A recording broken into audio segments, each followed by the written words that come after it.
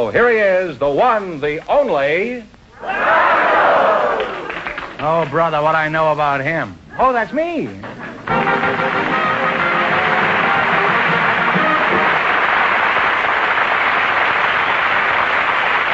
Hi, audience.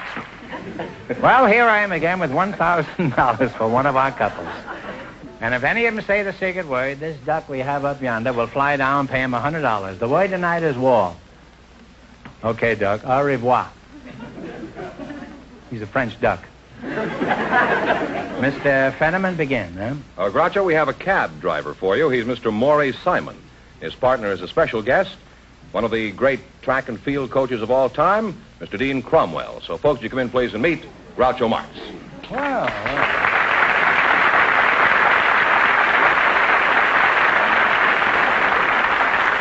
Welcome. For the DeSoto Plymouth dealer, say the secret word and divide $100. It's a common word, something you find around the house. Dean Cromwell, eh? Anybody who reads the sport pages know who you are, Mr. Cromwell. You're a fine-looking fellow, Dean. How old are you? Well, my friends have been telling me for the past 20 years that I am 55. Well, you don't look any older. Do you have any rules for keeping in such good condition? Yes, sir. Groucho, do not have any minor vices. Don't smoke, nor drink, nor use swear words. No profanity, Groucho, no profanity. Well, those are admirable qualities, Dean. I don't use profanity either, unless, of course, I have to give up smoking. Now, let's see. Who are you again? I'm Maury Simon, Mr. Marx. Maury Simon? Yes, sir. I see. Where are you from, Maury? I was born behind a dairy that my dad owned in Cleveland, Ohio. Are you a baseball fan, Maury? Oh, I'm more than just a baseball fan. I used to work at the Cleveland Indian ballpark. I used to sell peanuts and popcorn and ice cream. Would you like to hear how I yelled? I used to vend. Well, I'm not crazy about it, but I mean, if it's an overwhelming desire you have, why, tear loose. Here's the way I used to go. Peanuts, popcorn, pack, jet, fried, each and every pack. Then I used to have another one. No wonder they lost the World Series. There's another one I used to have. I used to sell ice cream. Would you like to hear that? I had to go. Sure. Ice cream, you scream, we all scream for ice cream. Bicker Telling's honey-coated ice cream here. Cooling and refreshing. Enjoy the game and ice cream. Was this written by Robert Browning? Do people holler like that around where you work, Dean? No, Peanuts? they're very, very quiet because my sport is individual sport. I see. Well, let's get back. You've been track coach at USC for 30 years, haven't you? 40 years, Groucho. Oh, well, my watch has stopped. Does a track coach give the boys a pep talk like they do in football in order to steam them up to win? I always did, Groucho. Yes, I told each one of those boys that he was a champion. I called him champ. Told him that he was going to be better tomorrow than he is today, that next year he's going to be better than this year. Continually keep that word champion in front of him. Well, did you tell them this collectively? Individually.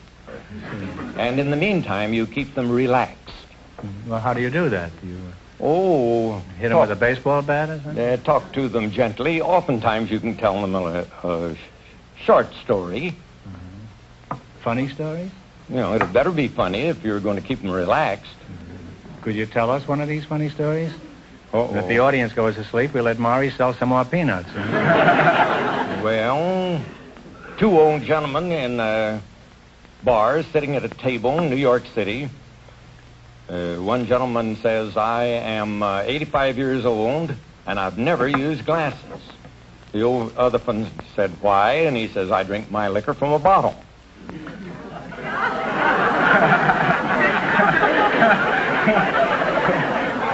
Let's have the peanut thing once more. Yeah. Huh?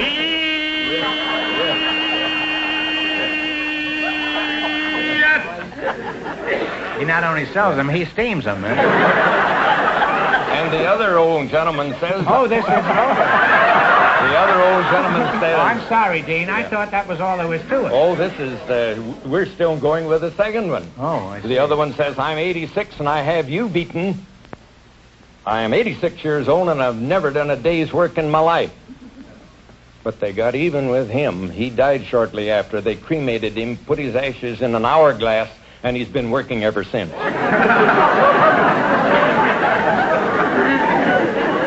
You throw this joke right before a track meet? Well, that joke would make anyone run fast. Including the person who told it. Dean, who are some of the famous... I like that joke. Thank you, Groucho. It's not funny, but it's sincere. Well, Dean, who are some of the famous athletes you've helped to develop over the years? Three of the greatest sprinters the world has ever seen, Groucho. Charles W. Paddock, the first of the fastest humans, and then Frank Wyckoff, the next of the fastest humans that defeated every sprinter in the world, and then lastly, Melvin Patton, who now holds the world's record in the 100 yards and the 220 yards. And then, of course, the heavenly twins, Earl Meadows and Bill Sefton, that broke the world's record in the pole vault on an afternoon about 2 minutes apart. Well, you've got quite a record. You were the coach of the United States Olympic team, weren't you, a few years back? Yes, sir. I was in London in 1948 and assistant coach in Amsterdam in 28, Los Angeles 32, Berlin in 36. Well, that's quite a record, huh? Now, I'd like to continue this battle, but the time has come for both of you to win some money here. I know that Dean is interested in that. How about you, Maury? You like money? Oh, I love it. Well, we're going to start you off with $100. You have to try to add to that by answering 4 questions. If you miss a question, you lose half of your bankroll. You ready? Ready as I'll ever be. Okay, you select the general information quiz. And remember, the more the question is worth, the harder it is. Now, what do you want to start with? 10, 20, 50, 80, 100? $50? That's fine. Okay. $50. One answer between you. What famous American do you associate with Poor Richard's Almanac? Talk it over. Benjamin Franklin.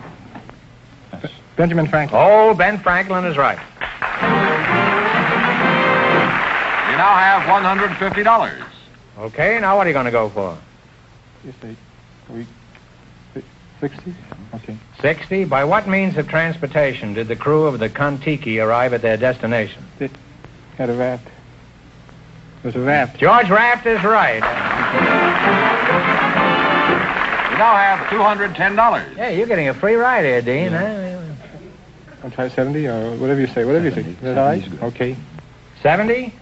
What instrument is used to determine the altitude of an airplane? Altimeter? That's close. You now have $280. Well, your climbing is your last chance to beat the other couples. What are you going to go for? Safe and make it 40. $40. 40. How many fiddlers did Old King Cole have? Old King Cole was Mary also with the... Fiddlers 3. Well, Fiddlers 3. You are absolutely right. 3 fiddlers is right. And you wind up with $320. Thanks and good luck from the DeSoto Plymouth dealers. Thank you, Dean.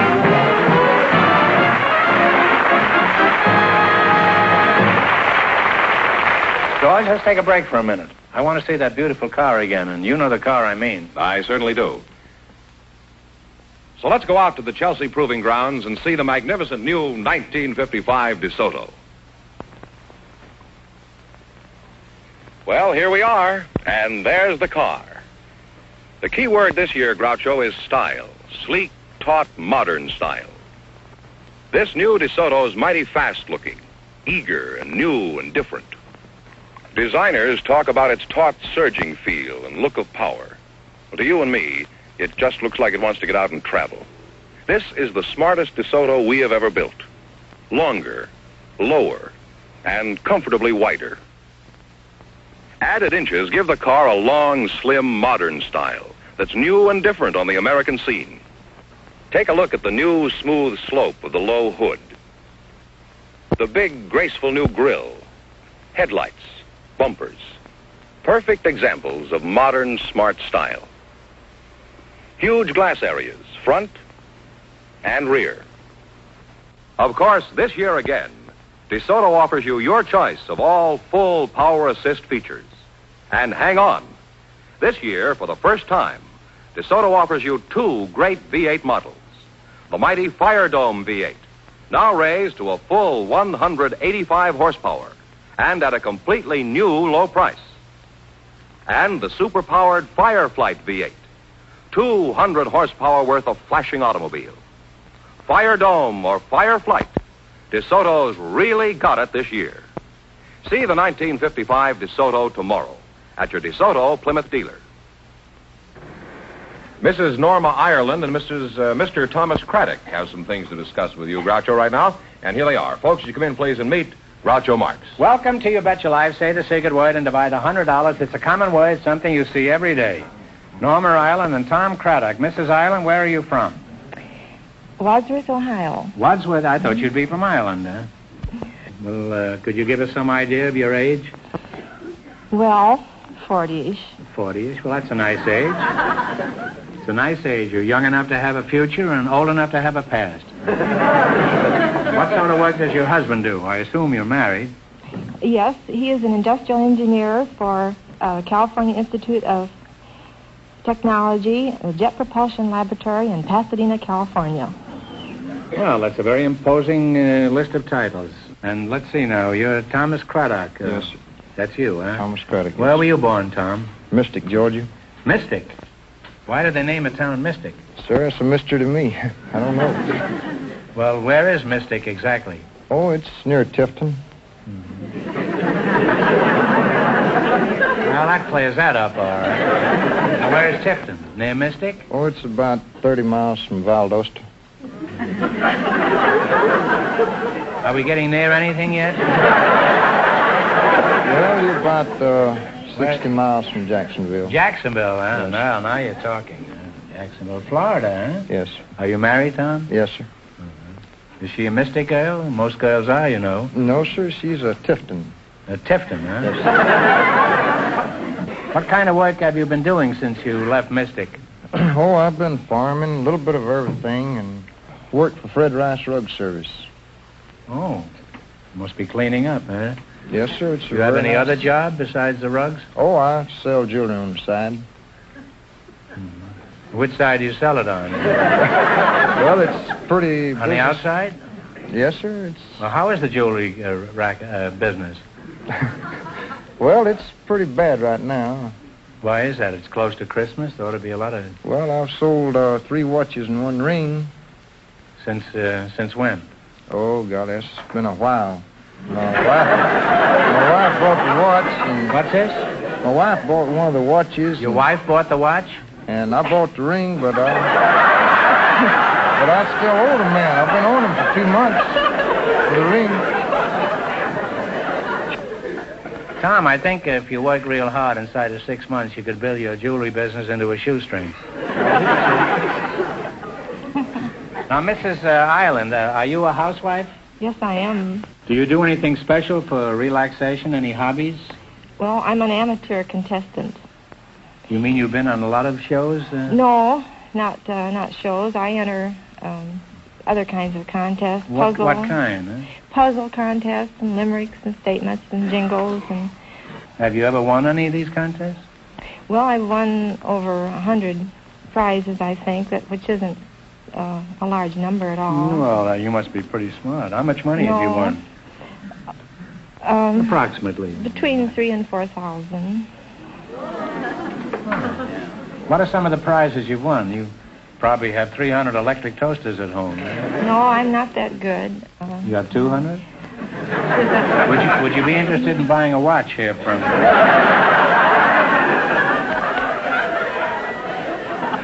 Well, you're a nice young couple, and I wish both of you lots of luck. Norma, you ought to be a whiz at the quiz here. I'm a little scared of you.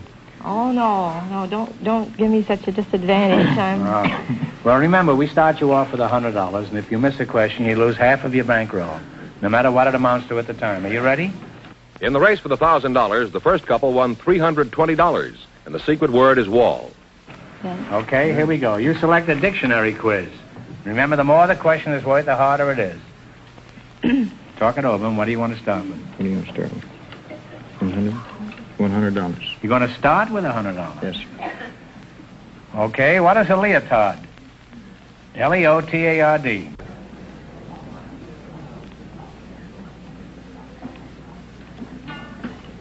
Come on. A slow person or individual? No, it's a form-fitting garment worn by ballet dancers.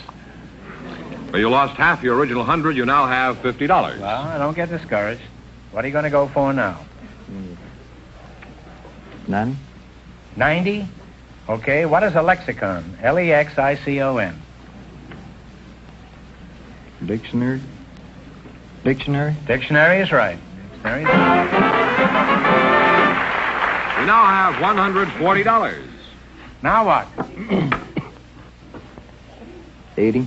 What do you call the blanket or shawl worn over the shoulder by some of the people of Mexico?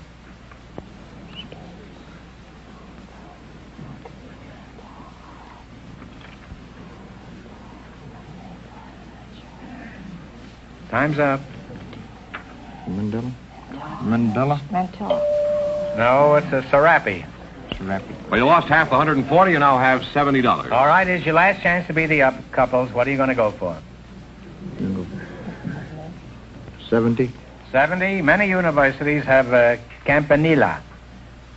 Campanile. What is a campanile?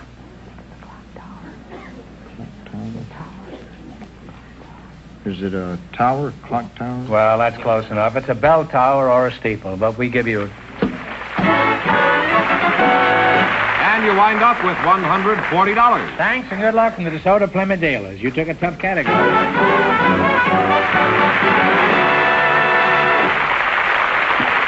Groucho, we invited a married couple to come to our show tonight.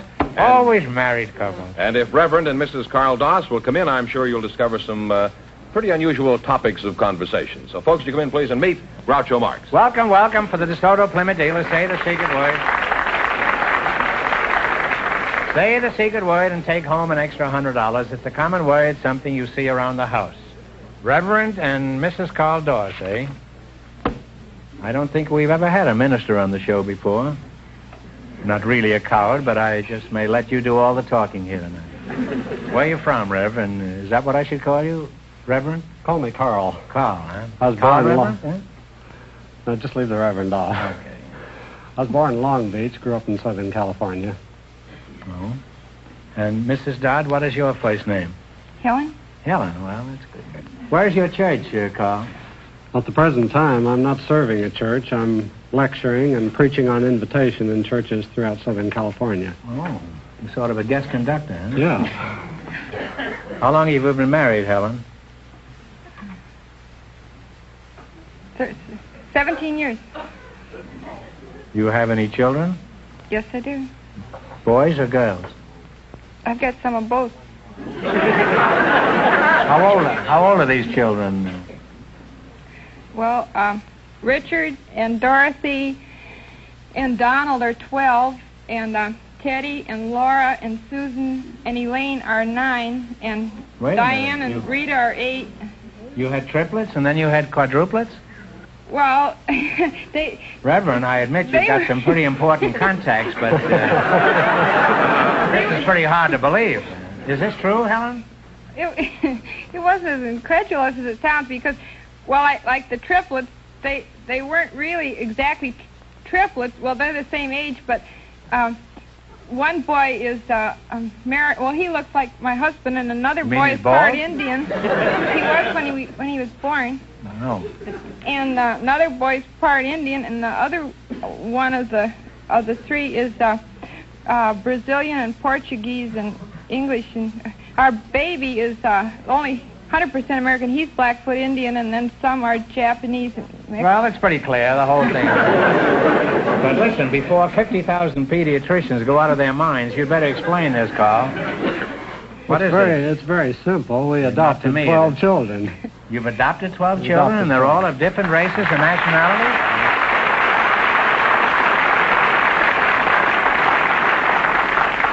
And they're all of different races and nationalities? Yes. I'm speechless with admiration. I think you should get the handshake, really. Huh? You have to do taking care of them, eh?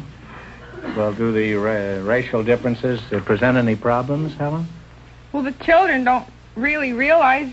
well, they know it theoretically they're different, but it doesn't make any difference. For instance, the two oldest boys always play cowboy and Indian, but the blonde, blue-eyed boy always plays the Indian, and the Indian always plays the cowboy. And when they must have fun chasing each other, eh? Well, that's wonderful. I'm sure there must be a story behind these youngsters, Carl. Could you tell us how all this happened? Well, when we were married, we wanted a normal family, as any couple does. And when our doctor told us we couldn't have children of our own, we thought naively, well, we'll adopt them. And then we discovered that for every normal blue-eyed, blonde-haired youngster, there were a dozen or more couples waiting for that child, but that the mixed-race children were classified unadoptable because neither race wanted them. So we started taking mixed-race children.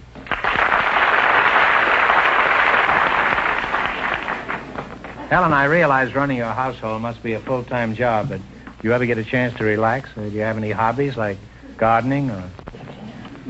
I do gardening. Really, my main hobby now, outside of taking care of the children, is writing. I just finished writing a book about my family. It's called The Family Nobody Wanted. McCall's had a small part of it in their September and October issues. And when is this book coming out? It came. I mean, it's come. It's the past tense of come. Well, is it on sale now in the bookstore? It's been on since September 22nd. Well, all you people could do her a big favor by going out and buy one of these copies. Yeah, it makes a good Christmas present. Yes, it makes a wonderful Christmas present, and it's a fine plea for tolerance. Thank you. And thank you. Gosh, we're polite around here. Reverend Doss, you have a wonderful family. Now, I want to ask you one question. With the experience you've had so far, would you do the same thing all over again? We sure would, Groucho. It's been an enriching experience for us. We've discovered, for one thing, that all races are basically alike, that these differences that we call racial differences that divide men are cultural differences. They're something that's acquired after birth. That's true. And that all people are born alike. That's true. All people are born alike except Republicans and Democrats. They're as far apart as the two poles. Well, I think you've done something for your country that is rarely equaled. You've had a small League of Nations all of your own. And it's too bad that more people don't do this. You know, we send a care package away for $10 or something to Korea or something. We think we've done a wonderful job. Now, someday in the far, far distant future, Reverend, and you too, Helen, when you're both face-to-face with St. Peter, you can certainly tell him that Groucho sent you.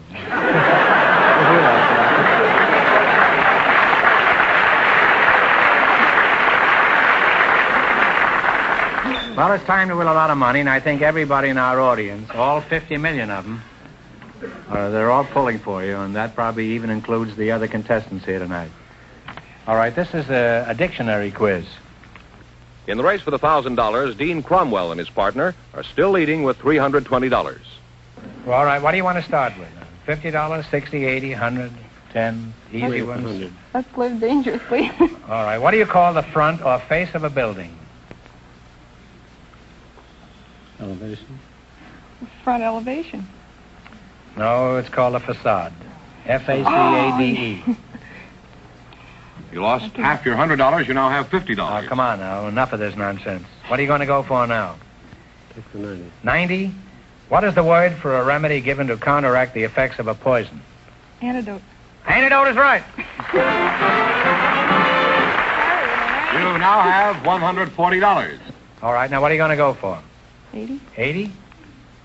What do you call the sheath in which the blade of a dagger is enclosed? Scabbard. Scabbard is right.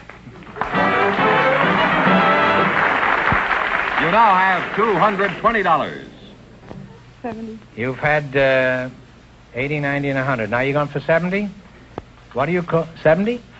What do you call the strips of wood that make up the sides of a barrel? Staves. Staves is right. And you wind up with $290. I'm a little crooked tonight, but I couldn't help it. Thanks and good luck from the soda company. Well, you did pretty good.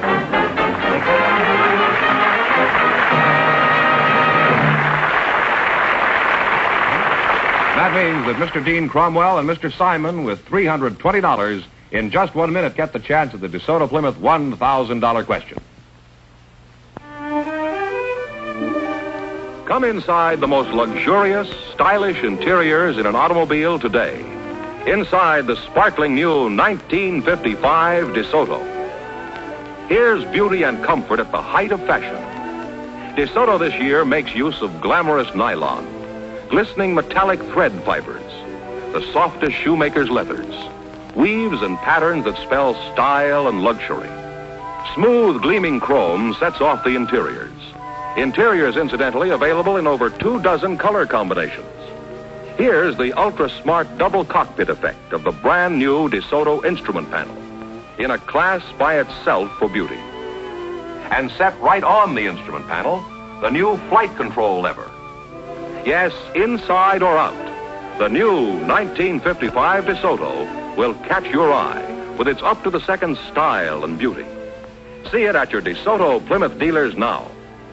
DeSoto, styled for tomorrow. And here's the winning couple, Dean Cromwell. Pardon me, George. Before you go ahead, we have something a little unusual here. During the commercial, we've been having a conference backstage about the quiz we just finished. We asked a question for which the correct answer is facade, F-A-C-A-D-E. Now, Mrs. Dorr said front elevation, and some of us feel that might be acceptable. So we think the best thing to do is to bring them back next week for a chance at an extra $1,000 question. But Dean Cromwell and his partner are still high for tonight and still get a chance at the $1,000 DeSoto Plymouth question tonight. Right. All right, gentlemen, come on in.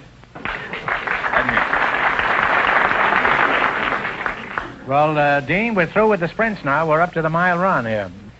Here it is. Most of the major countries of the world have well-known news services, like the Associated Press, United Press, and International News in this country. For $1,000, what is the famous news agency of England? Talk it over. Reuters.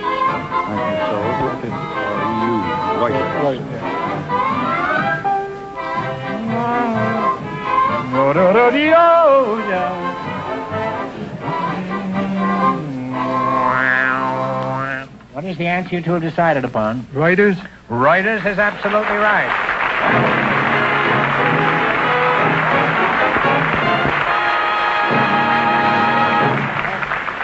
They win $1,000 plus how much in the quiz, George? $320. Well, thanks and good luck from the DeSoto Plymouth dealers.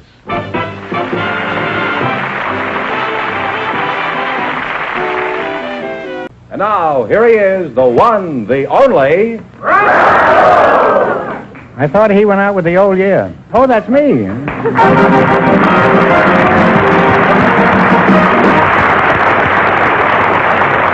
here I am again with $1,000 for one of our couples, and if any of them say the secret word, the duck will fly down and pay him $100. The word tonight is water. Okay, Donald, scram. Go ahead with this thing, George. All right, Groucho, we have a young married couple for you. Me? Well... You mean for each other? Yes, the young married couple are Sergeant and Mrs. Sylvester Nelson. Folks, would you come in, please, and meet Groucho Marx. Welcome for the DeSoto Plymouth dealer. Say the secret word, and you'll take home an extra $100. It's a common word, something you find around the house. Sergeant Sylvester Nelson. I take it you're a Marine, judging by the uniform. Is that right? That's right, sir. Uh-huh. Sir, you don't have to say sir to me. Just call me Colonel, that's all. I'm kind of nutty anyhow. With a name like Sylvester, I'm sure you must be a fighting Marine, eh? Oh, I sure am. They call me Ski, though, Doctor. You do, huh? What do you do from the Marines? Play in the band? No, I'm a staff sergeant of machine gun platoon. Machine gun? In that case, sir, you can call me Groucho, eh? Now, Mrs. Nelson, that's you, huh? What is your first name? My first name is Colette. Colette, oh, French, eh? Parlez-vous français? Oui! Oh! By the way, est-ce que vous avez vu de jolies filles à Paris pendant votre tour? I can't. I'm going fishing in the morning. Whereabouts in France do you call home, Colette? Well, I was born in Angoulême, but brought up in Bordeaux. Born where? Angoulême. Angoulême? Oui. Oui. No, I mean just you. I don't know where he's born. I'll ask him later. Well, Colette, now that you're in America, what do you think of us and our ways? Did you find us confusing when you first came here? Oh, oui, sometimes. But I think my worst experience was on a train ride from New York to Wisconsin, Green Bay, Wisconsin. Where'd you go, to Green Bay? Oui. I was expecting my first baby, and I was traveling with Fifi. Who's Fifi? My French poodle. Wasn't Fifi a comfort to you on the train? Kuso saying no, she was pregnant too.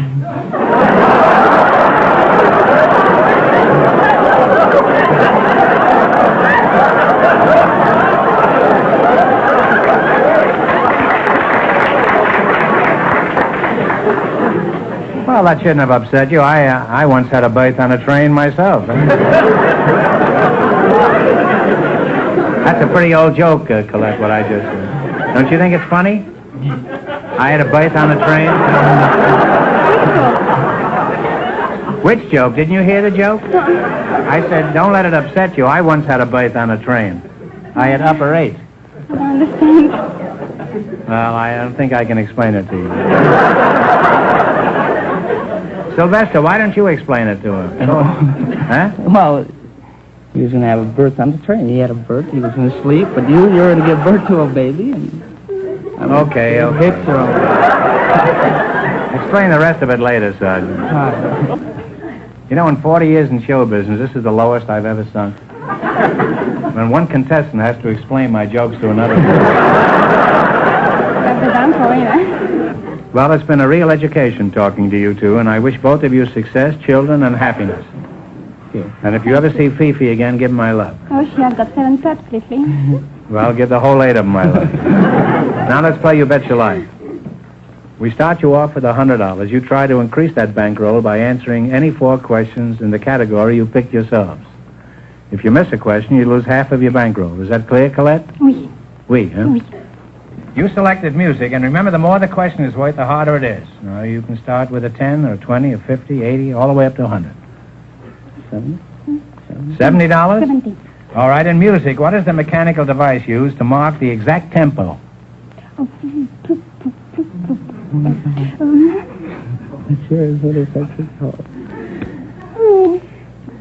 What is it in French? You can see what you can. What is it in Hungarian? Well, I'm sorry. It's a metronome. Metronome, oui. Oh, la la. Well, you still have half your $100. What is ooh la la in French? I'm sorry. Yeah. All right, now don't get discouraged. You've got a long ways to go. You still have $50. Now, what are you going to try this time? 80.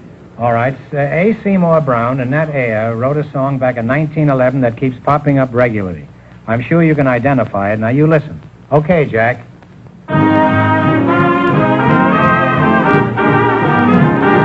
Beautiful doll? Oh, you beautiful doll is right. That is right. Absolutely. Oh, yes. Oh, hi. You now have $130. Now, what do you want to try? How many francs? 90. According to the folk song, who wore sardine boxes minus topses in place of shoes? Oh, la la. Oh, that's a hard one. According to the folk song, this is an old American song, and this is one of the lines in it. Who wore sardine boxes minus topses in place of shoes? Do you know, George? Yes, I think I do. Tell it to him. Clementine? My darling Clementine, that's right. You win $50, George. But unfortunately, you lost half your $130. You now have $65. All right, now here's your last chance to beat the other couples, and don't be discouraged. 100? That's a hard one. All right. There you go. Huh? The bigger the money, the harder the question, you know. Well, we're not- I don't want to alarm you. 100 billion. 100. What was the first name of the great Austrian composer, Mozart? What was his first name? Oh, I should know. I know I should know that name. I'm stuck. Well, it's a ridiculous name. It's Wolfgang. Oh, I would have never guessed it. No. If you'd have thought of Errol Flynn, you'd have guessed it. Now, Well, you wind up with $32.50. Thanks and good luck from the DeSoto Plymouth dealers. Sorry you didn't win more.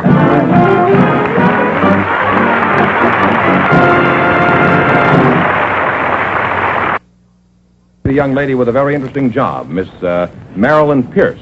Her partner is a special guest, one of the best-known names in the world of golf, Mr. Jim Ferrier.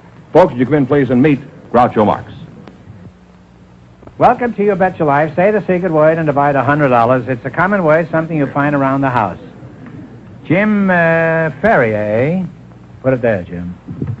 Glad to meet you. I'll get around to you in a minute, Jim. You practice your backswing, and I'll practice my approach. Let's see, you're Marilyn Pierce? Where's your home originally, Marilyn? Newport, Rhode Island. Newport? Oh, that's a pretty swanky place. I was thrown out of a hotel there once. Did you have a job back in Newport? No, not in Newport. I moved to Boston at an early age. Oh, Boston. And I was a model there. A model? Mm-hmm. Well, are you still a model? No, not anymore. I found that it wasn't intellectually stimulating. Well, some of my best friends are models. You could still be a model and have intellectual satisfaction. You could be a cover girl for the National Geographic. Well, it wasn't much of a challenge. What sort of work do you do now, Marilyn? I'm a dog trainer. A dog trainer? Yes. And that gives you intellectual satisfaction? Oh, yes. Why is that? When a dog digs up a bone, does he tell you it comes from a dinosaur or something? No, but breaking the language barrier between a dog and a human being is really an accomplishment. Yes, it certainly is. After all, some human beings... I find it much simpler to kick them. Just four-legged dogs, are those the only ones you concentrate on? Yes. What about an old cocker spaniel? You wouldn't be... Let's talk about your work as a dog trainer. That sounds very interesting and most unusual for a young, attractive girl. Where do you train them? Well, I train dogs at their own homes. I go to the home and train the owner. You train the owner? Yes. What does he do? Get on his hands and knees and run around the room? No, not quite. I train the dog and show the owner how to manipulate the leash and the correct commands to give to the dog. Uh-huh. Have you been standing here all this time? I'm listening. Isn't that funny? I didn't even know you were here. Never underestimate the power of the Philadelphia Bulletin. Where are you from originally, Jim? I came from Australia. Oh, down under, huh? The Antipodes, huh?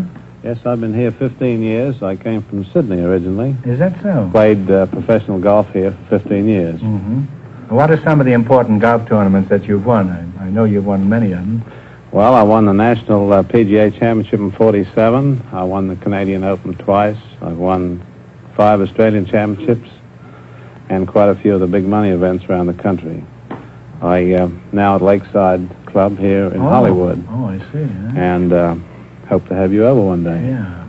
Well, do you ever play at Hillcrest? Oh, yes. Matter of fact, playing there next week. Oh, tournament? Huh? No, just a little friendly game. If you have a loose dollar or two. I have a loose dollar, but I haven't got a loose moment for them. I play golf, too, you know. What is your handicap, Jim? Well, as a pro, I don't have a handicap. Well, congratulations. How is it a tall, handsome man like you isn't married? Oh, I'm married. I have a wife. You just said you didn't have a handicap. Well, haven't you got the same handicap that 50 million other men have? Well, I don't consider my wife a handicap. No, you had a bad lie, Jim, but you recovered very nicely. Well, I'd like to go on talking to you two, but it's time to play You Bet Your Life. In the race for the $1,000, the first couple won $32.50, and the secret word is water. Now, you select the general information quiz, and remember, the more the question is worth, the harder it is. I think we better start a league, you don't think? 80? Oh, that's kind of big. How about 50? 50? 50 be all right? Mm-hmm. Okay. 50. All right. What type of merchant indicates his trade by suspending 3 golden balls over his front door? Pawnbroker. Yeah, pawnbroker in the hock shop. That's right. You now have $150. What are you going to try this time? You have $150. $150. You want an 80 or 90 or 40 or 60? Oh, no, it's 100. 100? 100. Oh, gee, that's pretty high. You agree with that, Jim? Oh, I'm not very intellectual. 80, okay. 80. What is the monetary unit of Italy? Lira. Lira is right. You now have $230. What do you want now, a little one or a big one? Big ones are harder, the little ones are easy. Let's go to 60, back to 60. 60? We're going pretty good. 60? 75. There is no 70. No? All right. There's a 70 or a 80. You've had the 80. 70? Okay. What is the complete membership of the United States Senate? And I want the precise number. 48. How many members in the United States Senate? I think it's more than that. No, wait a minute. 48. Let's see, no, 96, I believe it is. 96? 96 is right, huh? Gee. You now have $300. What are you going to go for? 60? What? 60, 60? 60, ma'am? Can we go up? Don't look at me with those big black eyes. Oh, I think 60 would be safe. I'm Scotch, you know. Well, I am, too, but I'm living dangerously. All right, 60? All right. How many justices are there on the Supreme Court, and I want the exact number? It must be 12. I believe. One answer. I don't know. I would say 12. 12, man. No, I'm sorry. It's 9, Jim. Well, you it is lost pretty half good. your $300. You wind up with $150. Well, thanks and good luck from the DeSoto Plymouth dealers. Sorry you didn't win the last one.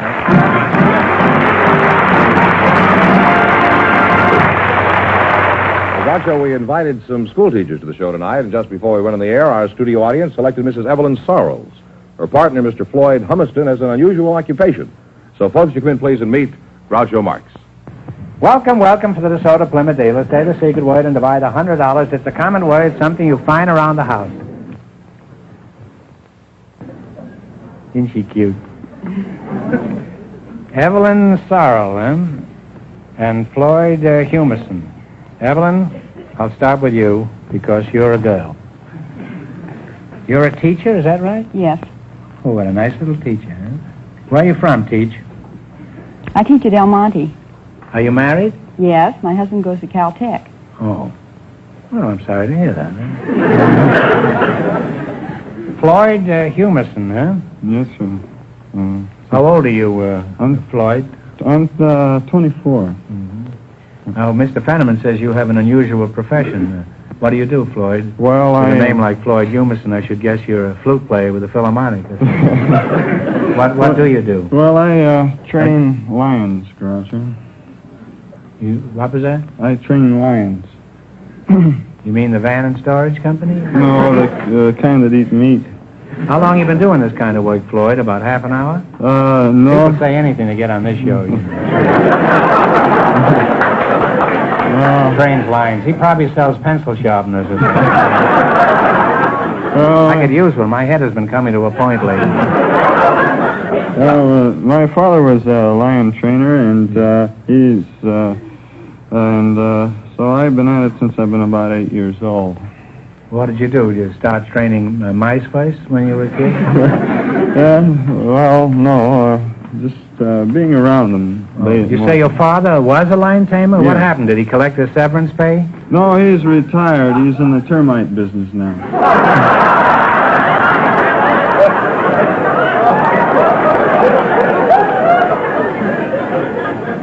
Termites.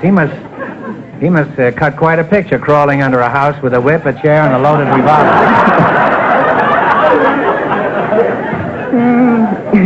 Where did he find these termites? On the lion? Well, I don't actually know. I've been worked with him a little bit. But was your mother in the animal training business? No, she was an aerialist with the circus. Flying in the air? Yes. Mm-hmm. Well, that sounds like a typical American family, doesn't it? He trains lions, his father chases termites, and his mother swings in the air. That's what they call the ideal American home. Must be very restful around there around dinner time. Do you have any brothers and sisters, or did the lion do away with them? Yeah, I have a half-sister, Groucho. You have a half-sister? Yeah. You mean you keep the lion in the house? I used to, yeah. Well, a half a sister's better than none, I guess. Which half you got, do you remember? Well, Floyd, Floyd, you chew on a hunk of raw meat for a minute while I engage this beautiful teacher here in repartee. How old are you, Evelyn? 24. 24. How long have you been teaching school? I'm starting on my second year. Really? Huh? Well, aren't the children distracted when you walk in the schoolroom? No, I teach girls. Oh. Well, what do you teach these girls? I teach homemaking. Homemaking. What's that, carpentry and things like that? No, among other things, it's cooking and sewing.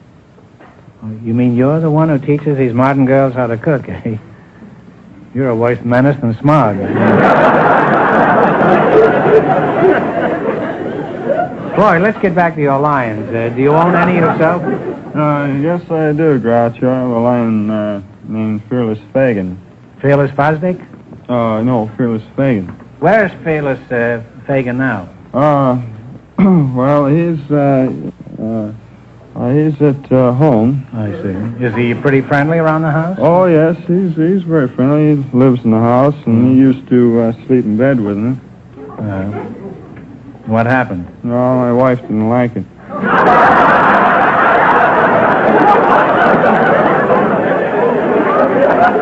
Well, I think there's some justification for that. I think you should have got her a lion, too, huh? Now, where do you keep Fearless Fosdick now? Well, I keep him up in Thousand Oaks, and that's we have a lot of animal compounds and one thing and another up there. And so you keep him in a tree, you say? No, in the house. You said in the Thousand Oaks.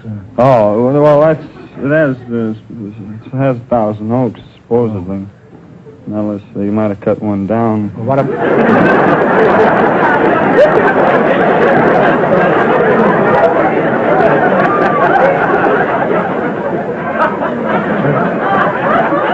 that anything like 29 Palms? Well, I guess about the same, yeah. Well, how do your neighbors feel about this? Don't they complain? No, they have elephants.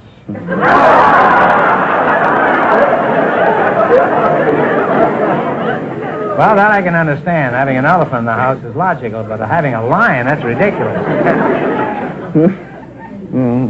You must live a rather interesting life, Floyd, with a lion in the house. What do people say when they ring the doorbell and the lion answers? Oh, well, not too long ago, we have the Dutch doors in our house, you know, the kind that open up one at a time. And so... what do you mean, open up? Well, you know, it's kind of used to have in barns, you know, where they sawed them in half, you know, where the bottom part opens up and then the top part opens up. This is like your half-sister, huh?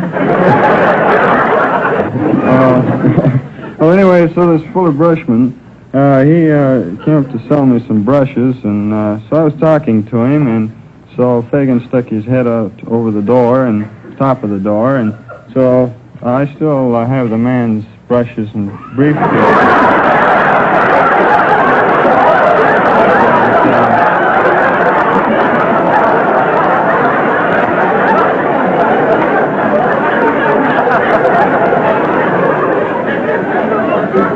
Well, you think this brush salesman thought the lion was your wife?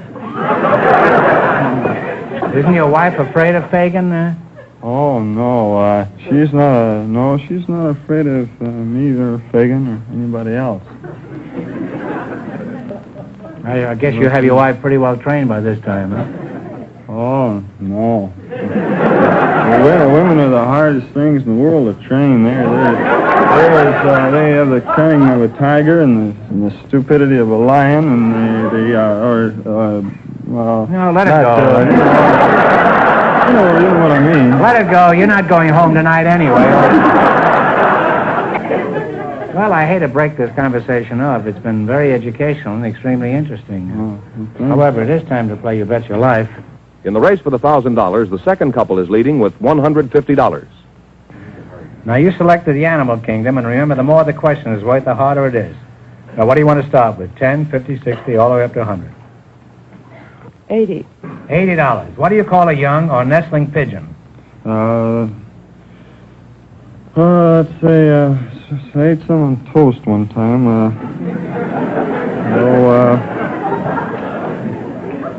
I hope they agreed with you. Squab. Squab is right, yes.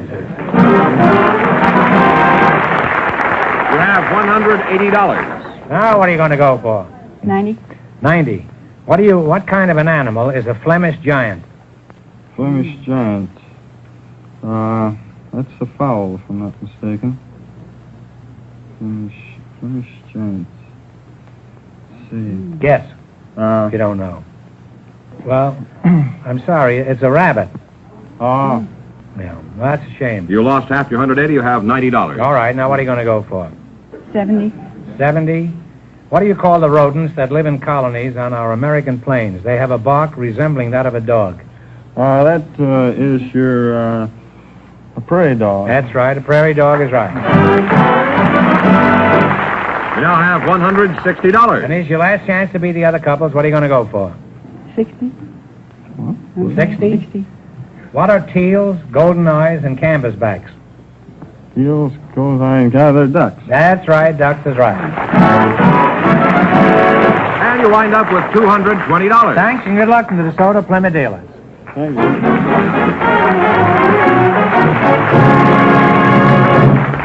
That means that Mrs. Sarles and Mr. Humiston, with $220 in just 1 minute, get the chance at the DeSoto Plymouth $1,000 question. Mrs. Sarles and Mr. Humiston all set for the DeSoto Plymouth $1,000 question. All right, here we go for $1,000. I'll give you 15 seconds to decide on a single answer between you. Think carefully and please no help from the audience. One of the most famous cartoon characters of the last 40 years is the Timid Soul, created by H.T. Webster. For $1,000, what is this painfully timid character's name? Talk it over. Old friend of mine.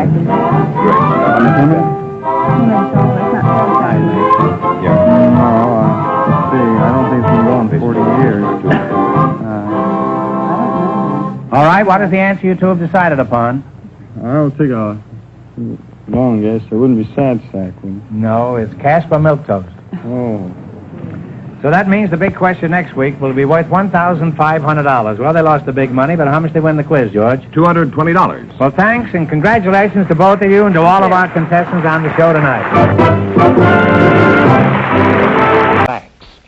Well, how do you do that? You hit them talk, with a baseball bat or something? Talk to them gently. Oftentimes you can tell them a short story. Funny stories? You know, it'd better be funny if you're going to keep them relaxed. Could you tell us one of these funny stories?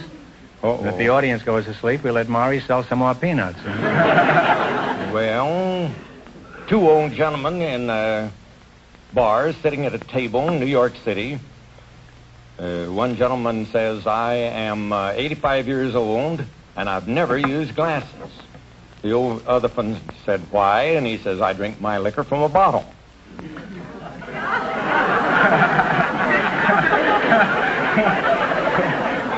Let's have the peanut thing once more. Yeah. Huh?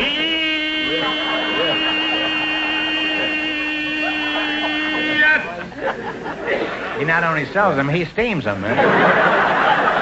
And the other old gentleman says... Oh, this is over. The other old gentleman says... Oh, I'm sorry, Dean. I thought that was all there was to it. Oh, this is...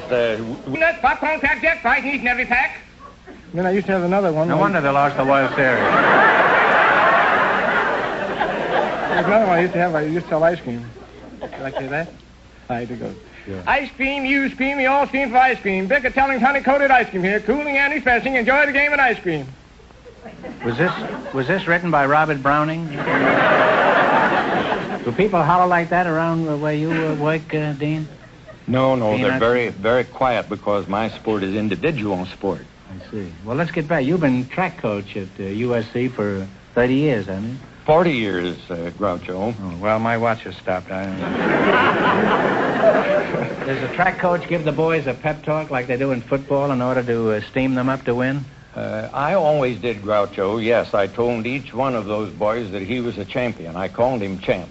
Told him that he was going to be better tomorrow than he is today, that next year he's going to be better than this year. Continually keep that word champion in front of him. Well, did you tell them this collectively? Individually. And in the meantime, you keep them relaxed. Now, here he is, the one, the only... Oh, brother, what I know about him. Oh, that's me.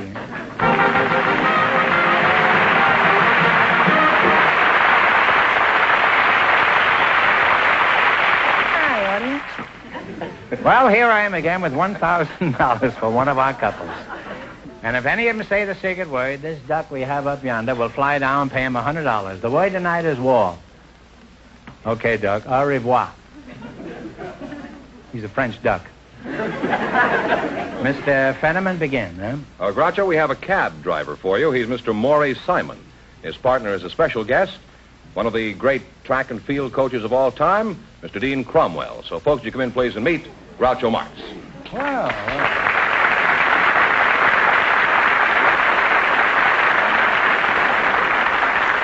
Welcome for the DeSoto Plymouth dealer. Say the secret word and divide $100. It's a common word, something you find around the house. Dean Cromwell, eh? Anybody who reads the sport pages know who you are, Mr. Cromwell. We're still going with the second one. Oh, I see. The other one says, I'm 86 and I have you beaten. I am 86 years old and I've never done a day's work in my life. But they got even with him. He died shortly after. They cremated him, put his ashes in an hourglass, and he's been working ever since.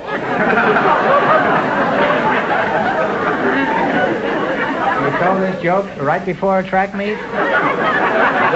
Well, that joke would make anyone run fast. Yeah. Including the person who told it. Dean, who are some of the famous... I like that joke. Thank you, Groucho. It's not funny, but it's sincere. Well, Dean, who are some of the famous athletes you've helped to develop over the years? Three of the greatest sprinters the world has ever seen, Groucho. Charles W. Paddock, the first of the fastest humans, and then Frank Wyckoff, the next of the fastest humans that defeated every sprinter in the world, and then lastly, Melvin Patton, who now holds the world's record in the 100 yards. You're a fine-looking fellow, Dean. How old are you? Well, my friends have been telling me for the past 20 years that I am 55. Well, you don't look any older. Do you have any rules for keeping in such good condition? Yes, sir. Groucho, do not have any minor vices. Don't smoke, nor drink, nor use swear words. No profanity, Groucho, no profanity. Well, those are admirable qualities, Dean. I don't use profanity either, unless, of course, I have to give up smoking. Now, let's see. Who are you again? I'm Maury Simon, Mr. Marx. Maury Simon? That's it. I see. Where are you from, Maury? I was born behind a dairy that my dad owned in Cleveland, Ohio.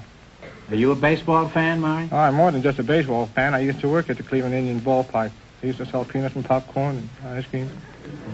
Would you like to hear how I yelled? I used to vend.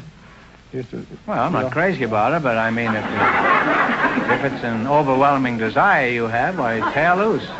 Here's the way I used to go.